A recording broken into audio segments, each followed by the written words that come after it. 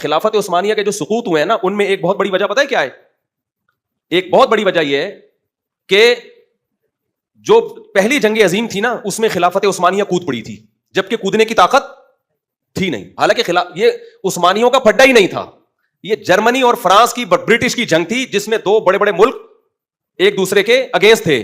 جیسے امریکہ کی جنگ نہیں تھی نا، یہ پہلی جنگ عظیم اور دوسری جنگ عظیم کا امریکہ سے کوئی لینا دینا تھا نہیں تھا. تو امریکہ گھننا بن کے بیٹھا رہا ہے آخری دن تک. بالکل آخر میں امریکہ نے یہ کیا کہ جب جاپان بہت زیادہ آگے چلا گیا نا اور ڈر ہوا کہ اب تو یہ سب کی واٹ لگا دے گا، تو ایک عدد بم لے جا کے ایسے کر کے پھاڑ دیا امریکہ نے. پہلے اس میں بھی کوشش کی کہ نہ پھاڑوں بم میں. تو کیوں؟ میچورٹی. اس نے کہا بھائی ہماری جنگ نہیں ہے، ہم کیوں کودیں اس میں. لیکن مسلمانوں سے کیا غلطی ہوئی؟ وہی جذباتیت ہوگی. اس وقت بھی جنگ ہو رہی ہے، لڑائی ہو رہی ہے. ہٹلر کو ایک شوق ہوا دنیا فتح کرنے کا. ہمارے پاس اتنے سارے ممالک تھے، اتنے وسائل تھے. خلافت عثمانیہ نے کیا کیا؟ اتحاد کس سے کر لیا؟ ہٹلر تو خیر بعد میں آیا تھا، اس وقت تو خلافت عثمانیہ ختم ہو چکی تھی. جو پہلی جنگ عظیم ہے اس میں ہم کس کے اتحادی بن گئے؟ جرمنی کے.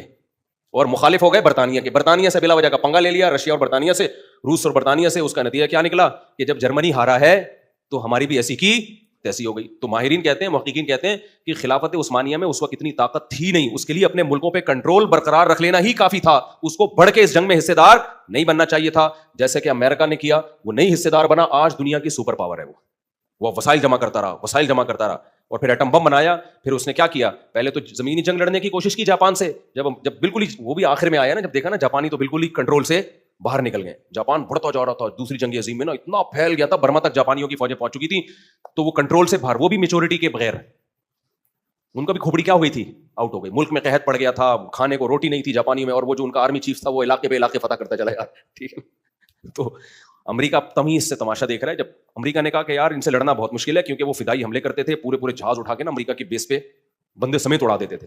تو امریکہ نے اپنے سائنسدانوں کو بلایا، بھائی کچھ اس سلسلے میں اگر آپ کچھ کر سکتے ہیں. تو انہوں نے کہا ہم بم بنا رہے ہیں اس سلسلے میں.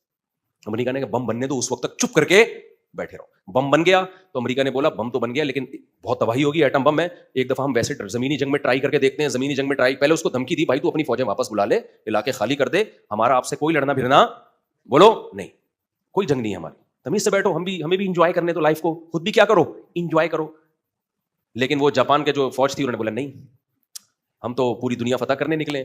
تو امریکہ نے پھر وہ اٹیک کیا ہے، مار کھائی امریکہ نے. وہ جاپانی تو بالکل ہی، اور پتا ہے وہ جاپانیوں کو بھی روحانی عاملوں نے الو بنایا ہوا تھا. ان کا ایک روحانی صدر تھا، روحانی بزرگ تھا، صدر کہہ رہا ہوں، بزرگ تھا، جس کا یہ تھا کہ یہ پہنچے ہوئے ہیں بہت. وہ مذہبی اس تڑکا لگایا، یہ بہت پہنچے ہوئے ہیں، یہ بہت بڑے بزرگ ہیں، یہ غلط بات کہہ ہی نہیں سکتے، ان کو اوپر سے الہام ہوتا ہے. یہ سارے نا مذہب کا تڑکا لگائے بغیر ایسی موٹیویشن ملتی نہیں ہے فدائی حملوں کی. تو وہ جاپانیوں نے اپنے وہ سارا وہ کر کے نا، جب امریکہ کو شکست ہوئی تو امریکہ نے بولا بم کے بغیر کوئی گزارا نہیں ہے. ایک بم مارا تو بھی اس کو عقل نہیں آئی. انہوں نے کہا کوئی بات نہیں، لڑائی میں بم تو چلتے ہیں. ہیروشیما کی واٹ لگا دی. تو پھر جب دوسرا بم مارا ہے نا، اور پھر بول دیا کہ اب بھی نہیں آئے تو پھر تیسرا بم بھی آئے گا. تو پھر انہوں نے بولا ورنہ تو دوسرے بم کے بعد بھی ان کو ہوش نہیں آنا تھا. تو انہوں نے بولے تو یہ بم ہوتے ہوتے ہمارا تو پورا ملک ہی ختم ہو جائے گا. تو پھر انہوں نے یو ٹرن لیا، اور پھر ایسا یو ٹرن لیا ہے کہ ایسا یو ٹرن تو دنیا میں وہ تو دوسری شادی کر کے جو طلاق دیتے تھے نا، وہ بھی ایسا یو ٹرن نہیں لیتے. کچھ ہیں پٹے ہیں تو پھر انہوں نے بولا کہ یہ کام ہی غلط ہے. تو ایسا یو ٹرن لیا انہوں نے. تو یہ بھی آپ تاریخیں اٹھا کے دیکھیں، ہر چیز، ہر ناکامی کے پیچھے آپ کو بردباری کی کمی نظر آئے گی اور جلد بازی کے فیصلے نظر آئیں گے.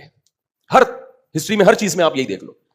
تبھی قرآن بار بار ہمیں حکم دیتا ہے وَأَمْرُهُمْ شُورَىٰ بَيْنَهُمْ، اہل ایمان کے کام آپس میں مشورے سے طے ہوتے ہیں. اللہ نے مشورے کا حکم کیوں دیا؟ کیونکہ مشورہ لینے کے بعد آپ کسی بھی کام میں جلد بازی کے فیصلے سے بچ جاتے ہو.